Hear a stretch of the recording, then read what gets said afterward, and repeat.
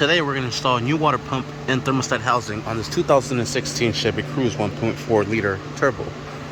Alright, just made a video of removing the old housing and thermostat.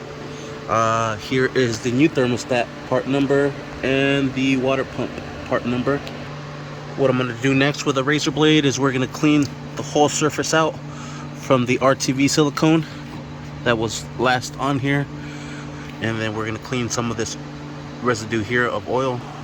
Alright, I'm going to use this wire brush here, or a wire wheel, just try to clean out as much of the surface as possible from all that oil residue, and I'll hit the surface where the water pump sits just so it gets nice and smooth. Wipe everything down, make sure it's nice and clean. You could even use some brake cleaner or some carb cleaner if you like to get this oil off, but the wire wheel is doing a pretty good job. Alright, I'm gonna spray some brake cleaner on this rag and I'm gonna just wipe it down. Everything's pretty much cleaned up already. I'm just making sure that the mating surface where the water pump's gonna be sitting is nice and fresh and clean and free of any debris. That looks pretty good. Alright, reason I'm replacing thermostat housing is because this thermostat housing is broken from there and there. Doesn't have the plastic to hold down the spring compressor tab, this right here. So that's why that needs to be replaced. The water pump housing is also being replaced. And in a future video, I'm replacing these VVT solenoids as well, because those are what's causing all this oil leak as well. So one problem at a time. What we're going to do first is we're going to connect this hose right up to here. Then we'll mount it to the water pump and then set everything into place. Alright, so there it is hooked up to our hose. Next we'll bring the hose clamp and we'll bring it up here with some needle nose pliers. This kit comes with a new thermostat housing gasket, but we don't need that because the thermostat replacement already comes with one. And I just want to line this up just to make sure how everything is going to go. Perfect. So when I drop it in, I'll drop it in like that. Next, what we're going to do is hook up the thermostat housing to the water pump using the 3 bolts, and we'll use a 5/16 12 point to secure these 3 bolts down, not 6 point, 12 point. There is a difference. These are like a bit head, so 12 point it is. We'll stick the thermostat housing to the water pump, putting in the bolts. Alright, I put in all 3 bolts. This bottom one down here will be the hardest one to get to because of this hose here. Next, we'll secure them down. And we're going to want to snug each one first, so we make sure it's going down evenly and properly. Then secure it down. And there it is, not too tight. And I'm going to need both hands for the other ones. And this housing is plastic, so just tight to where it stops to spin. That's it. Don't try to crank it anymore. Alright, next we'll throw in this gasket. I'm going to grab this bolt and this bolt. That's going to go here and here. Yeah. So that's going to line up the gasket with the pump. I was going to use RTV silicone, but they provided a gasket. I think that RTV failed. That's why I kind of want to use a gasket this time. Alright, and there I have it. I'm going to try to line everything up properly. Looks like this gasket is already lined up, so I just got to fit everything into place here. Alright, so I got the gasket in there, nice and even. Put a bolt there, put the long bolt down and then there. Everything looks like it's nice and flush with the gasket. So we'll just continue putting down the bolts. I laid them down as they came out. So this one will go right up here, and then you'll feel the difference because the big ones, they actually drop in for a while, then they catch the thread, then the smaller ones should catch the thread right away. Alright, so the long ones go here, here, here, and here. The shorter long one goes up here, and then the shorter ones go everywhere else. And then these are all the same. Yeah, they're all the same. This one will also be the same 5/16 12 point to help you drive it in by hand. You can take it off the extension and use the extension in the socket to help you. Just like so.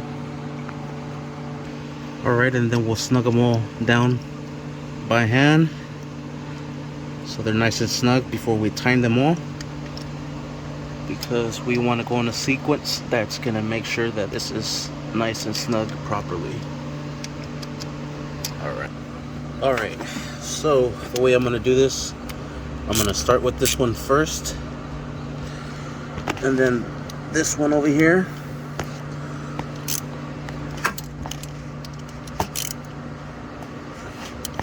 then this one up here,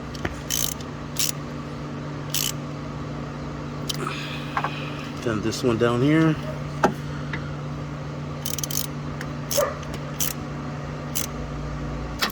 this one up here, and pretty much the same process. This one right here, so it gets snug down nice and evenly.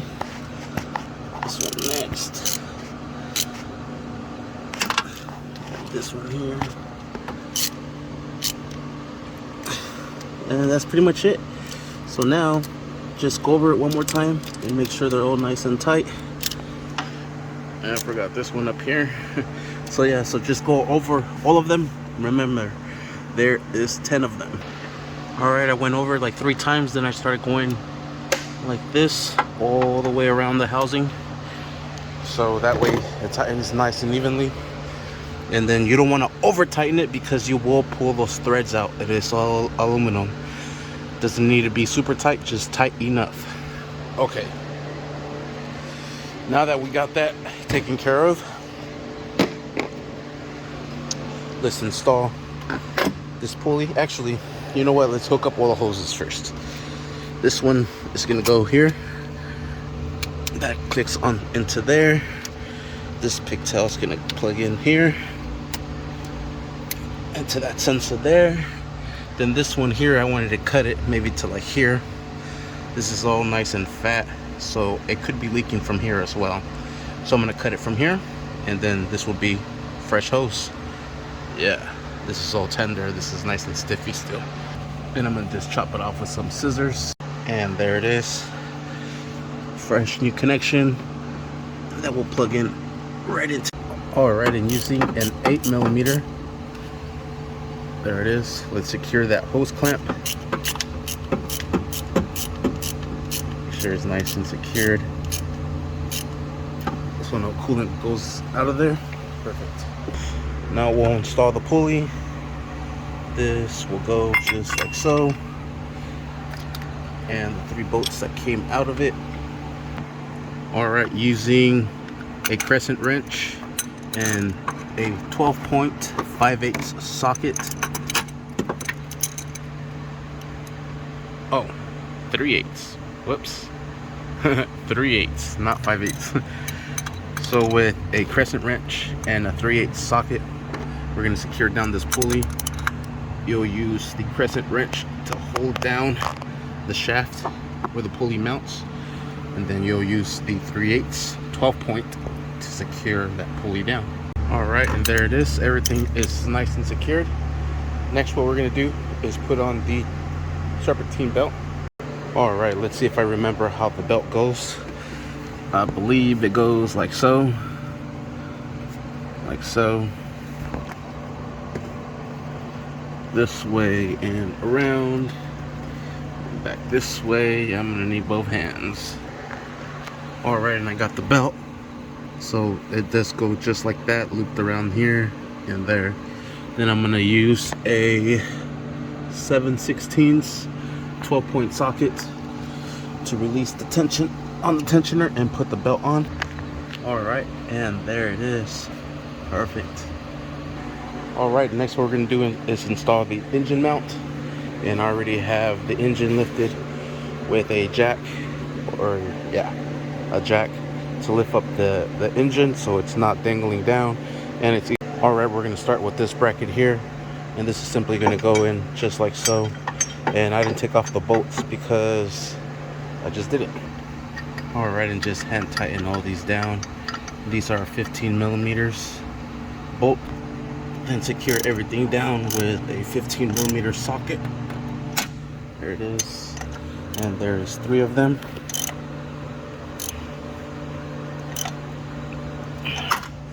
And the bottom one down in here.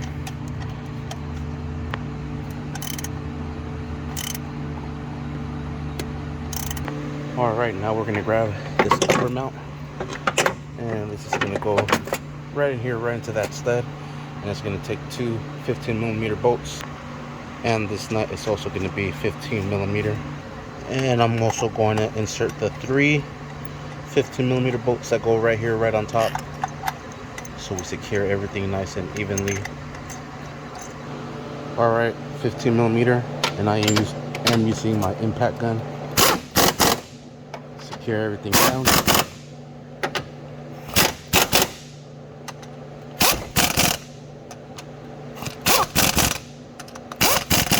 All right, then I'll go over it with my hand tools and just make sure everything is nice and snug.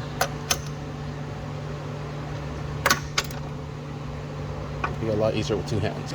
All right, next we'll grab the air box. That is going to go right into that. That's going to go right into that one there, and then this is going to sit right into that. What we're simply going to do is just line everything up like so. Back here as well, press it down, press it down, press it down. That's it. We're going to turn this over. We're going to grab the induction pipe. That's going to slip right into this coupler here, just like so. Then this one's going to slip into here if it wants to, just like so. The pigtail is going to go right here. Lock that down. This will come right into that little slot right there, just like that. Then we'll secure this 3 clamps down with a 7 mil. All right, 7, and just secure this down. That one I might need to take off the extension, and secure this down, and secure this down. All right, we'll remove the jack from underneath that's supporting the engine. Everything is back together, and we'll add coolant to the system. Then what we'll do is we'll start it up, let it come to temperature, turn it off, add more coolant, turn it back on, let it come to temperature, turn it off, add more coolant, take it for a spin, let it warm up, turn it off, add more coolant, take it for another spin, let it warm up, turn it off, add more coolant. Kind of get where I'm going with this here. We want to make sure we get all the air out of the system.